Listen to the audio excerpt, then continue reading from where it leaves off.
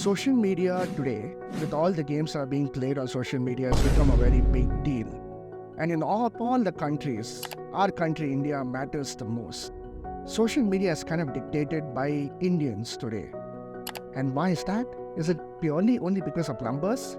Or is it the impact that social media from India plays a big role in framing and shaping the world as we know it? Welcome to a brand new video from the Indian Millennials channel. My name is Rohit Kutpad. I make contextual information based on things that are happening in the world, happening in India, and also happening in our marketplace. And that concerns every single millennial, every single Gen Z of our country, India. Well, today's topic happens to be about social media and social media narratives that are being played out there in the vast ocean that is called the internet.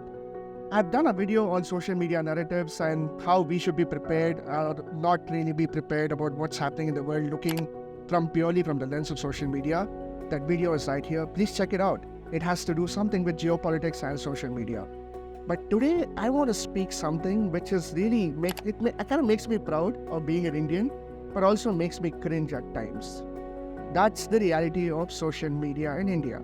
We have so much of cringe content and we also have so much of amazing content. But the reality is that we are shaping more things and we are actually causing more problems and everything else around the world. The whole world is actually taking notice of Indians. If you didn't know, X launched a new subscription model where they said that, okay, you can actually monetize by tweeting and you can also create a lot more narratives. You can tweet, you can retweet, you can repost, whatever you can do, you can actually make money out of it.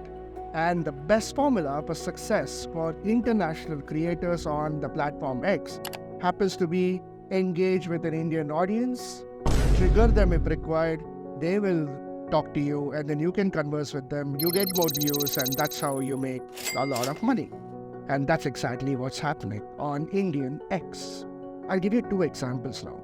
Recently, the Lakshadweep saga happened when one particular series of tweets on X kind of caused an international issue and kind of made our Prime Minister Narendra Modi, look very bad and sort of started sending random messages and that led to a huge boycott of Maldives.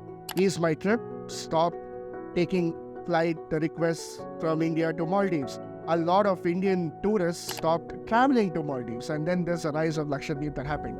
We have also made a detailed video on that, do check that out as well.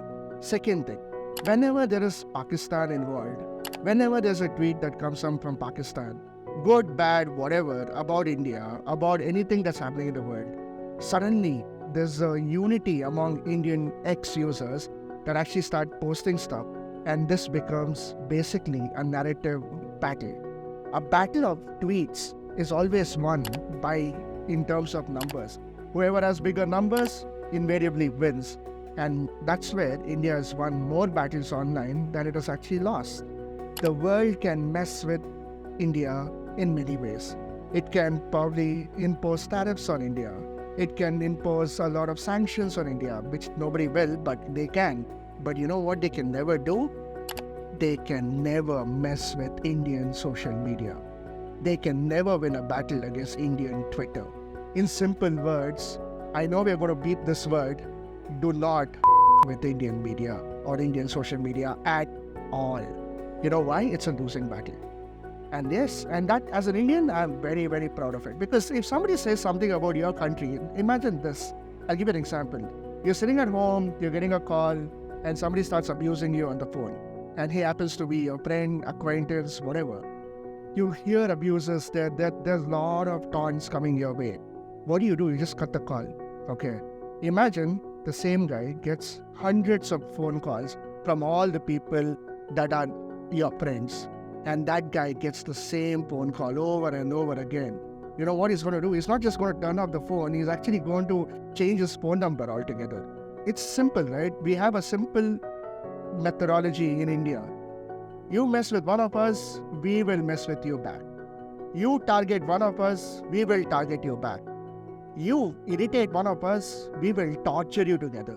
And that's been the mantra of success for a lot of people on Indian Twitter.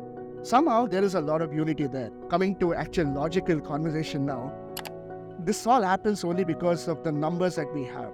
We have the highest digital penetration in the world today in terms of numbers. The number of users on X, that is Twitter, whatever you want to call it, is pretty high in India. And Indian users like to target anybody that is against them because everyone feels empowered that they have a voice. Our voices have been suppressed for so long because only few people had control over narratives. Few people had control over talking and speaking, and it was just a one-way street. Indian media evolved from there. You were watching news, you had opinions, but you couldn't say it out loud. You were reading newspapers, you were reading it, you would disagree with what was written there, but you had no voice to voice it out because you're reading it. It's just a one-way information gathering. But today, thanks to social media, you can actually give your opinions. And once you have the power to give your opinion, many people might agree with you, many people might disagree with you, and that's the reason why the algorithm makes it so polarizing.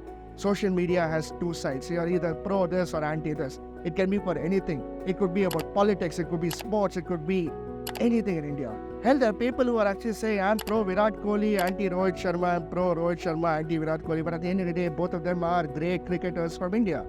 That's also something we realize. So this whole thing about Twitter and social media being in our game right now, it's all about people voicing their opinions with a lot of vigor, a lot of passion. And that's why people are actually willing. And that's why people are battling it out there in the open. Well, the flip side of this is we might be very proud Indians when Indians take on other people, other nationalities, but there's also some internal conflicts that are created within Indians among the country. But well, that's just part of the game, and that's why social media algorithms really, really love India as a country. That's why Meta, Alphabet, X, all of them are investing huge amounts of money to improve their India product. And that's the only reason why social media is actually causing narrative changes. Social media campaigns are running for the good, bad, ugly, everything. So, if you're a social media user, have fun, enjoy the ride while it lasts, and also be a little conscious of what you're consuming and what you're battling, because you need to pick your battles wisely. So, that's about it from this particular video from the Indian Millennials channel. For more such content, please like, share, subscribe to our channel. Tell me some stories from what you have read on X which you found hilarious, which you found cringy, and which you also found a little too absurd as well. Let me know, because I really want to know some more things that are happening in India from social media point of view. Let me know in the comments below, and if you want me to talk about this particular thing, I will be more than happy. So, do you want to know something else? If you want to know some extra topics that you want us to cover, let me know down below, and we will be more than happy to oblige. Thank you so much for watching this video, and until next time, take care, stay tuned, and namaste.